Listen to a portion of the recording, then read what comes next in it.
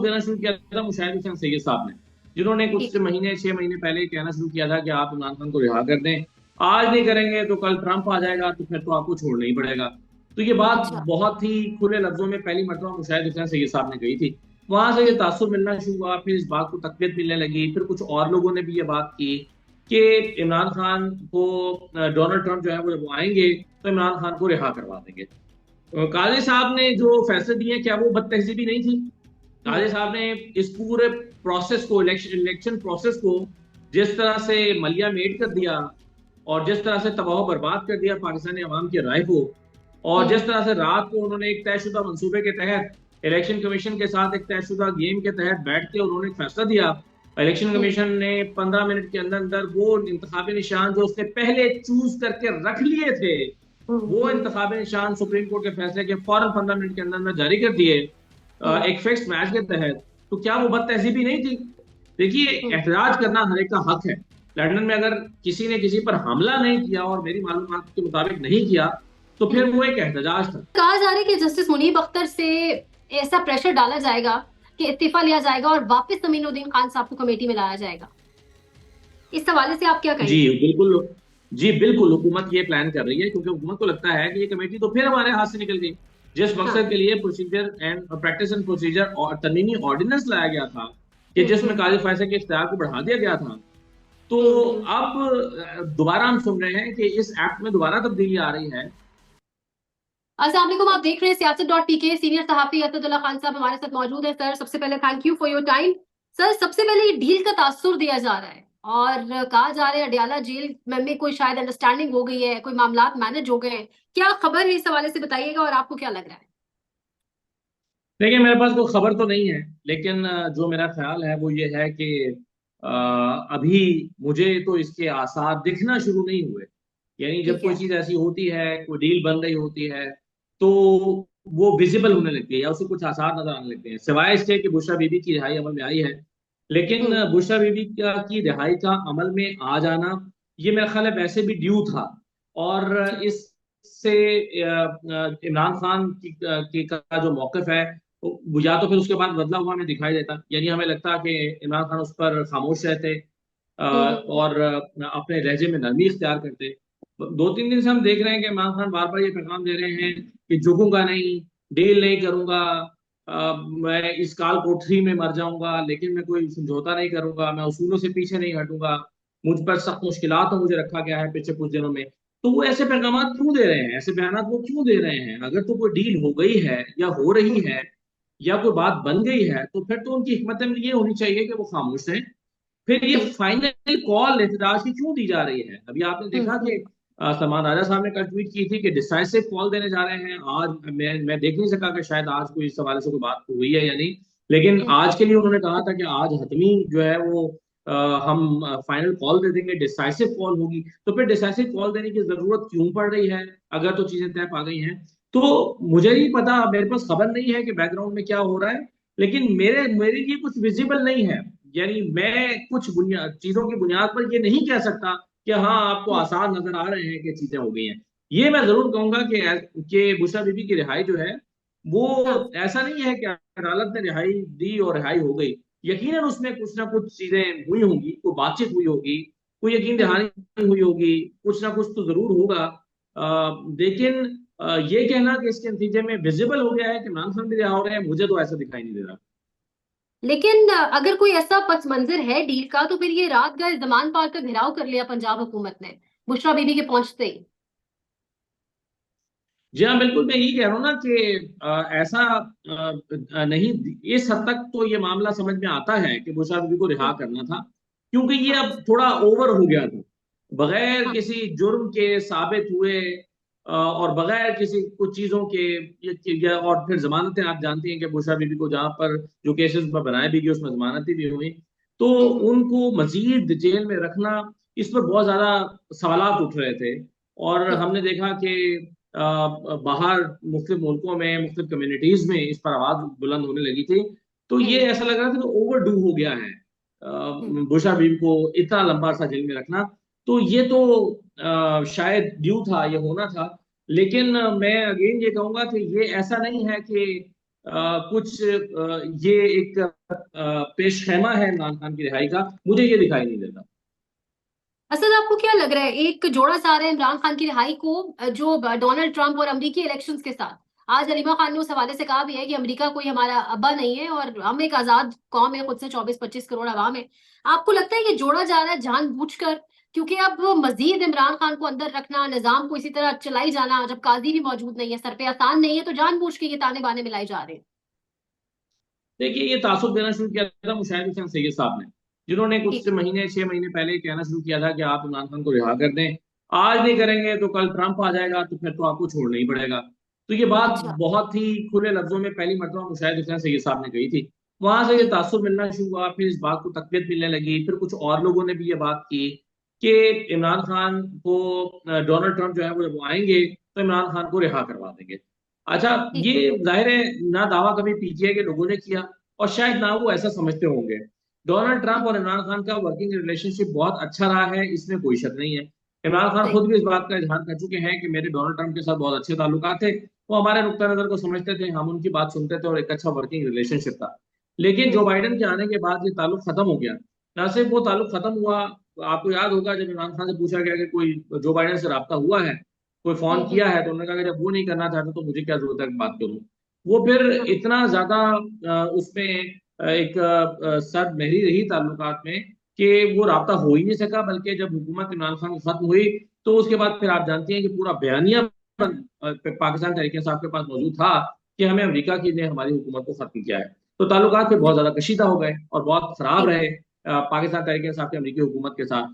तो Donald Trump के आने पर यह तो जरूर है कि जो मौजूदा ताल्लुकात थे इमरान खान और अमेरिका के दरमियान, वो हम्म। ताल्लुकात तो उतने कशीदा नहीं रहेंगे तहरीक इंसाफ और अमेरिका के दरमियान। सही।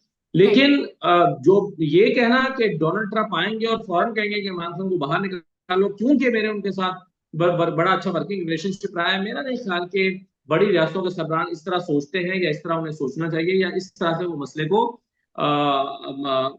या मामला को लेकर चलते हैं। तो मुझे ये ठीक। नहीं तो नहीं दिखता कि डोनाल्ड ट्रंप के आते ही इमरान खान रिहा हो जाएंगे या उनकी वजह से इमरान खान रिहा हो जाएंगे। हाँ, ये हाँ। जरूर है कि ताल्लुकात में तरीके इंसाफ या इमरान खान के ताल्लुकात अमेरिका के साथ ताल्लुकात में वो कशीदगी जो पहले थी शायद वो नहीं रहेगी। सही।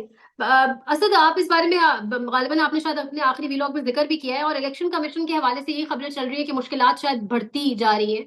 कोई तौहीन अदालत वाला मामला भी पाकिस्तान तहरीक इंसाफ ऑलरेडी पहुंची हुई है सुप्रीम कोर्ट में। ये काजी के जाने के बाद यतीम हो गया है इलेक्शन कमीशन, उसके असरात हैं या वाकईतन आपको लगता है कि मुश्किल पड़ेगी अब, और अब इलेक्शन कमीशन को मखसूस रिश्ते देनी पड़ेंगी पीटीआई? देखिए, ये एक बहस तो हो सकती है कि इलेक्शन कमीशन के मेंबरान पर और चीफ पर तो इन्हें अदालत लग सकती है या नहीं लग सकती, ये तो है। लेकिन ठीक है। ये डिसाइड होना तो आखिर होना ही है, ये डिसाइड कि मखसूस नशस्तों के फैसले का क्या करना है। या तो उसका हाँ। रिव्यू होगा और रिव्यू होने के बाद फैसला जो है वो अदरवाइज आ जाएगा। लेकिन नहीं आता तो ये फैसला तो बहरहाल सुप्रीम कोर्ट का फैसला इंप्लीमेंट तो होना ही है। अब नजर हाँ। शाही सुप्रीम कोर्ट में गई है, इलेक्शन कमीशन के खिलाफ दरखास्त भी सुप्रीम कोर्ट में गई है। अब ये तो मुमकिन नहीं है कि ये दरखास्तें अगले 2 साल 3 साल के लिए पड़ी रहें और इसका हम्म। कोई हल ही ना निकले, इसका कोई हमें एक जवाब ही ना मिले। आखिर इन केसेस ने, इन दरखास्तों ने डिसाइड तो होना है। इलेक्शन कमीशन ने ठीक। सुप्रीम कोर्ट के फैसले पर अमल दरामद नहीं किया तो उन्हें अदालत लगनी चाहिए या नहीं लगनी चाहिए, लेकिन इसको सुप्रीम कोर्ट ने डिसाइड करना है कि लग सकती है या नहीं हाँ। लग सकती। फैसले पर अमल ठीक। दरामद नहीं हुआ, क्या होना है, तो ये ब्लैक एंड व्हाइट में डिसाइड तो होना है। इसी तरह से जो दूसरी जाने जो सुप्रीम कोर्ट का फैसला है, 8-5 का फैसला है, अक्सरियती जजेस का फैसला है, अक्सरियती बेंच का फैसला है, उस फैसले पर बहरहाल अमल दरामद तो करना है। और अगर नहीं करेंगे तो फिर क्या तारीख को इन चीजों को इस तरह से लिखेगी कि सुप्रीम कोर्ट का एक फैसला था, उस पर अमल दरामद इलेक्शन कमीशन ने किया, ने नहीं किया और कुछ भी नहीं हुआ। और आप देखिए कि सुप्रीम कोर्ट के इस फैसले में बारहा इस बात का कहा गया है, जिक्र किया गया है कि इलेक्शन कमीशन इस फैसले को इंप्लीमेंट करे और अगर नहीं करेंगे तो इससे कॉन्सिक्वेंसेज होंगे। अब वो ठीक। कॉन्सिक्वेंसेज तौहीन अदालत है या कुछ और है, ये भी हम्म। डिसाइड सुप्रीम कोर्ट को ही करना है कि वो क्या कॉन्सिक्वेंसेज हैं अगर आप फेस। वैसे तो खैर हमने उमर था बंदयाल साहब के जमाने में भी देखा, वो कहा करते थे कि इलेक्शन कराओ वरना कॉन्सिक्वेंसेज होंगे। इलेक्शन कमीशन ने इलेक्शन नहीं कराए और कॉन्सिक्वेंसेज भी नहीं हुए। उमर था हम्म। बंदयाल साहब चुप करके घर चले गए, अपने फैसले को इंप्लीमेंट भी नहीं करा सके और फैसले को ठीक। इंप्लीमेंट कराने के लिए उन्होंने कोई तगदो भी नहीं की और कोशिश भी नहीं की, खामोशी से अपना दौर मुकम्मल करके घर को चले गए। तो इलेक्शन कमीशन शायद ये सोचता हो कि ठीक है, जैसे मोहम्मद अहमद जान साहब के जमाने में हो गया था, हमने फैसले की धज्जियां उड़ा दी और उस पर अमल दरामद नहीं किया, फिर भी हमारे खिलाफ कुछ नहीं हुआ क्योंकि हम आईनी इदारा हैं। और वैसे भी देखिए, कादिर फैसला साहब ने बार बार बार बार कह कह के अपने मफाद में बार बार ये कह कह के कि ये आईनी इदारा है, इनको नहीं छेड़ा जा सकता, ये आईनी इदारा है, ये अपने मर्जी का मालिक है, ये आईनी इदारा है, इसको अपने फैसले करने का इख्तियार हासिल है, ये आईनी इदारा है, इसका इज्जत और एहतराम होना चाहिए। ये इतनी मरतबा उन्होंने दोहराया कि इलेक्शन कमीशन को इससे ये एतमाद मिला कि भाई सुप्रीम कोर्ट तो हमारे काम में मुदाखलत कर ही नहीं सकता।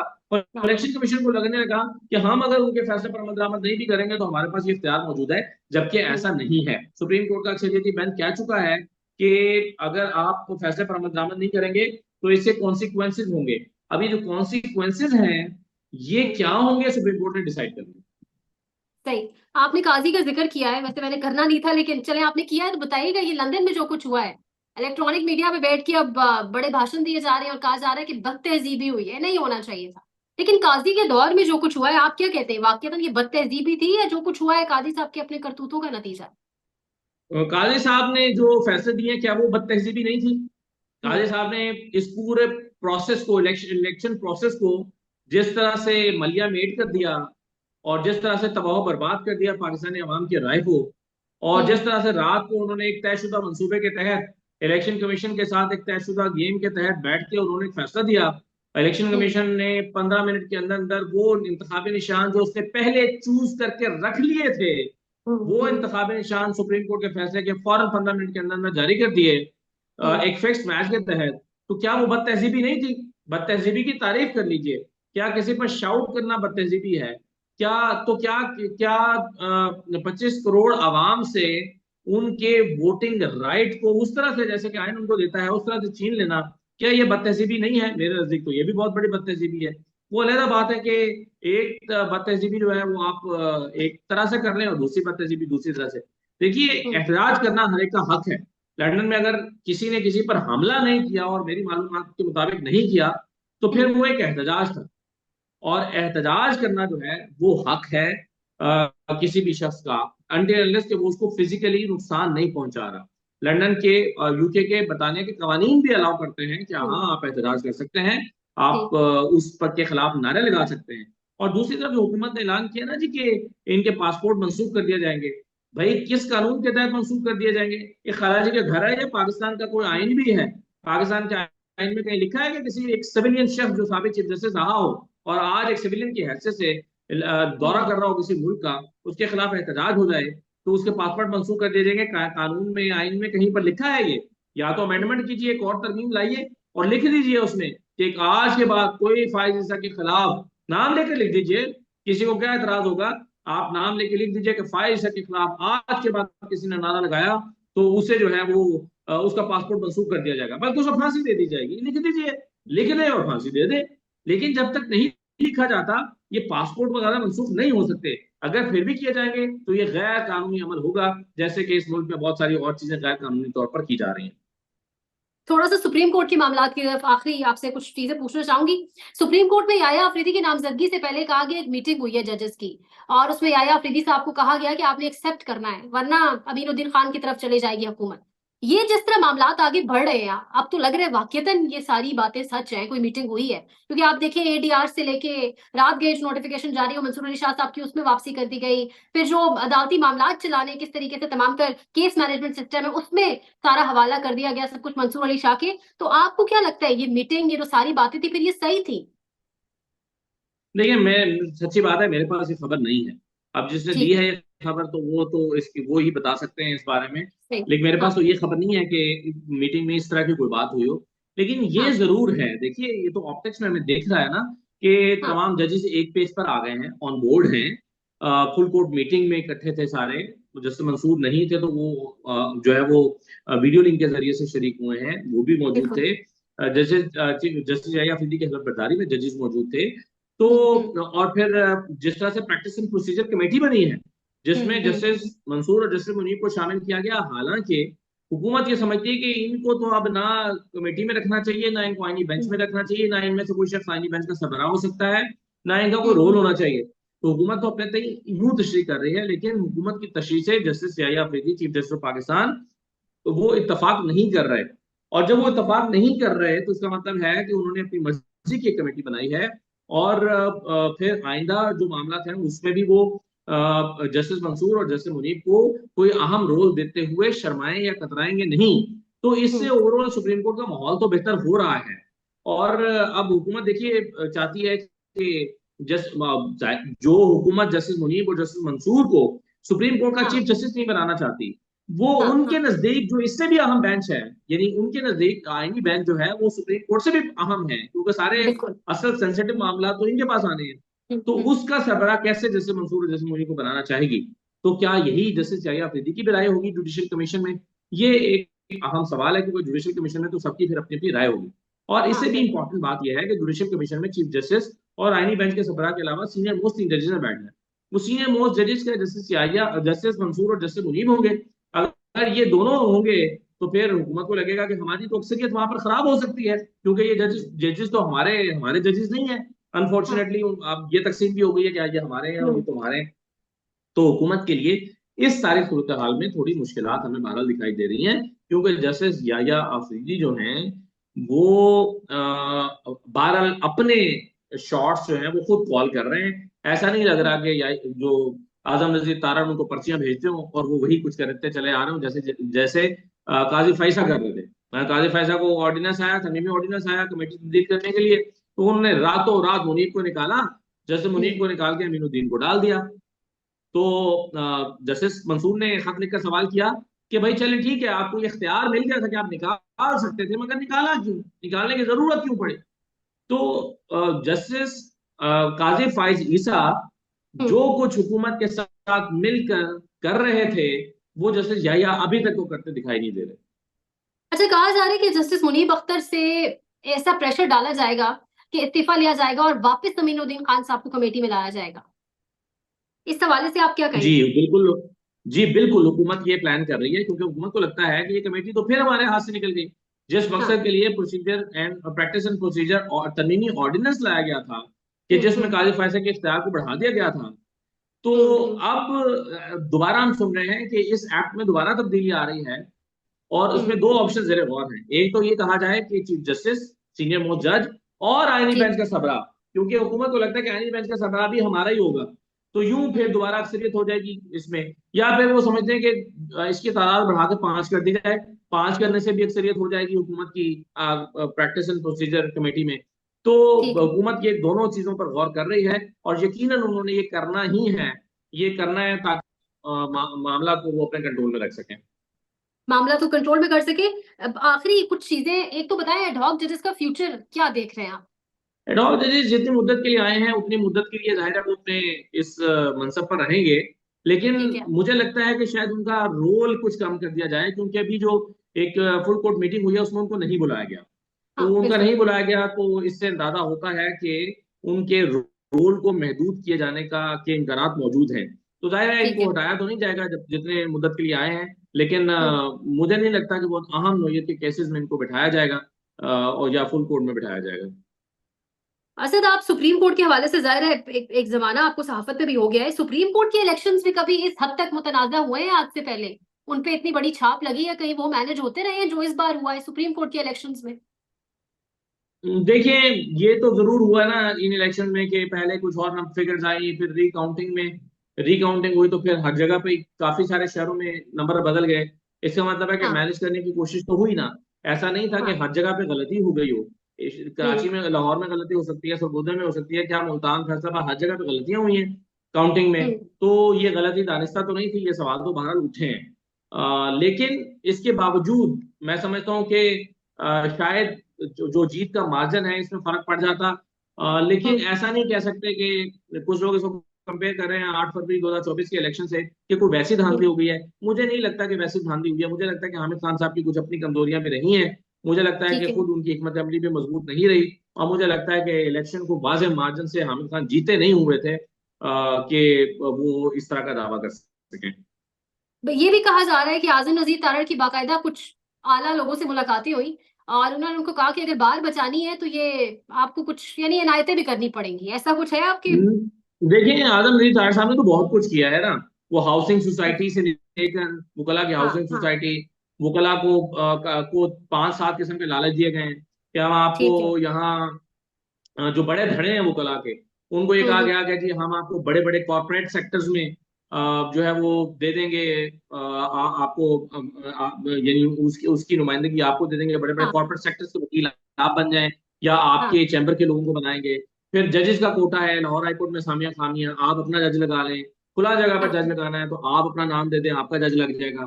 तो ठीक है। वकला को ये सारे लालच देकर बहरहाल वोट को कुछ अट्रैक्ट तो किया गया है, और ये सारे ही फैक्टर्स जो हैं ये असरअंदाज तो हुए हैं। ठीक है। और हुकूमत को अंदाजा था कि कितना जरूरी है उनका इस इन हालात में अपनी बका के लिए सुप्रीम कोर्ट बार एसोसिएशन का अपना प्रेसिडेंट लाना, और उसके लिए सब कुछ किया गया, और मेरा ख्याल है कि वो हुकूमत इसमें कामयाब रही है। आखिरी सवाल है सर, ये जो चीन के साथ इन्होंने अभी किया है, चाइना के एम्बेसडर को बुला के, आपकी नॉलेज में होगा कल तक जो मामला था और आज जो इन्होंने वापस एक प्रोटेस्ट किया है, और जिस तरीके से कहा जाए कि इन्होंने चाइना को डिक्टेट किया है कि डिप्लोमेटिक नॉर्म्स की खिलाफ वर्जी है, तो ये किसकी ईमा पे हो रहा है? भारत को खुश करने के लिए हो रहा है या हुकूमत किसी बौखलाहट का शिकार है? क्या लग रहा है आपको? पता नहीं, देखें, नवाज शहबाज शरीफ साहब तो कहा करते थे कि बैगर्स कांट बी चूजर्स। तो हम्म। अगर हम चाइना के इतने एहसानात हैं हम पर कि चाइना जो है वो सी पैक तो चले ठीक है, वो हो ही रहा है, लेकिन हम रोज हम्म। पहुंच जाते हैं उनके पास कि हमारे कर्जे रोल ओवर कर दें, हमने जो आपको हम्म। कर्जा देना है प्लीज इसके लिए मुद्दत बढ़ा दें, प्लीज इसके लिए हम्म। कुछ साल और दे दें, इसको रोल रोल ओवर कर दें, रीशेड्यूल कर दें। तो फिर हम कहते हैं कि जी अब हमारे हमें सिक्योरिटी थ्रेट्स हैं, यानी अगर हमसाया मुल्क से, तो आप हमारी जो है वो दिफाई मदद कर दें, और हमारे बहुत सारे उनके साथ टर्म्स हैं इस नौयत के। तो ऐसे में हम्म। जब बैगर्स कांट बी चूजर्स का फॉर्मूला क्या सिर्फ अमेरिका के लिए है, वो चाइना के लिए नहीं है, मैं तो हैरान हूँ। तो मुझे खदशा या डर है, अल्लाह करे ऐसा ना हो कि पाकिस्तान के अगर चाइना के साथ भी ताल्लुकात खराब हो गए ऐसी चीजों से, तो हम्म। देखिए उसूली तौर पर तो हमियत और गैरत का तकाजा तो यही है, हमियत और गैरत का तकाजा तो यही है कि कोई हमारे खिलाफ इस तरह से कहीं पर बात किसी सेमिनार में ना कर सके। ठीक है। लेकिन उसूली तौर पर तो बात ठीक है, लेकिन उनका शिकवा भी तो ठीक है ना, उन हम्म। पर हमले पाकिस्तानी हुकूमत ने मैनेज करना है ना कि वो सिक्योरिटी को यकीनी बनाए। तो इसलिए मैं समझता हूँ कि बहुत देखभाल के पाकिस्तान को इस तरह की चीजें करनी चाहिए। पाकिस्तान में इस वक्त सबसे बड़ा मसला बोलने का है। पाकिस्तान में बोलने नहीं दिया जाता, जुबानें खींच ली जाती हैं, डर है, खौफ है, टेरर है। पाकिस्तान का मीडिया मुकम्मल तौर पर कंट्रोल्ड है, वेल मैनेज्ड है, एक मैसिव सेंसरशिप है। इसी तरह का दबाव पाकिस्तान में सियासत.pk भी फेस कर रहा है, जिसे पाकिस्तान भर में गुज़श्ता कई महीनों से मावरा आइन, मावरा कवानीन मुकम्मल तौर पर बंद कर दिया गया है, मुकम्मल तौर पर बैन कर दिया गया है। सियासत.pk की नशरियात को लिमिटेड करके पाकिस्तान में छोड़ दिया गया है। तमाम तर कानूनी मुआवजे के ऊपर आवाज उठाई गई, दस्तक दी गई, लेकिन हर तरफ से खामोशी है, सन्नाटा है, कहीं पर कोई सुनवाई नहीं है, कोई सुनने को तैयार नहीं है। लेकिन इसका हल क्या है? क्या खामोश हो जाएं? क्या सवाल ना करें? क्या मालूमात आप तक ना पहुंचाएं? क्या इंफॉर्मेशन आप तक ना पहुंचाएं? मालूमात भी पहुंचेगी, इंफॉर्मेशन भी पहुंचेगी, सवालात भी उठेंगे, लेकिन अब आपने रोल प्ले करना है, आपने अपना किरदार अदा करना है। और छोटा सा एक प्रोसीजर है, प्रोसेस है, उसके बाद आप अपना किरदार अदा करें और हमारी मदद करें। पहले आपने यह करना है कि हमारे यूट्यूब चैनल को सब्सक्राइब करना है, उसके बाद ज्वाइन के बटन के ऊपर जाना है, क्लिक करके हमारा मेंबर बनना है। या फिर दूसरा ऑप्शन यह है कि आपने वीडियो की डिस्क्रिप्शन में जाना है, वहां पर पैट्रियन का लिंक मौजूद होगा, उस लिंक के ऊपर क्लिक करें और हमें सपोर्ट करें, हमारा हिस्सा बने, हमारी ताकत बने। ख्याल रखिएगा। अल्लाह हाफिज।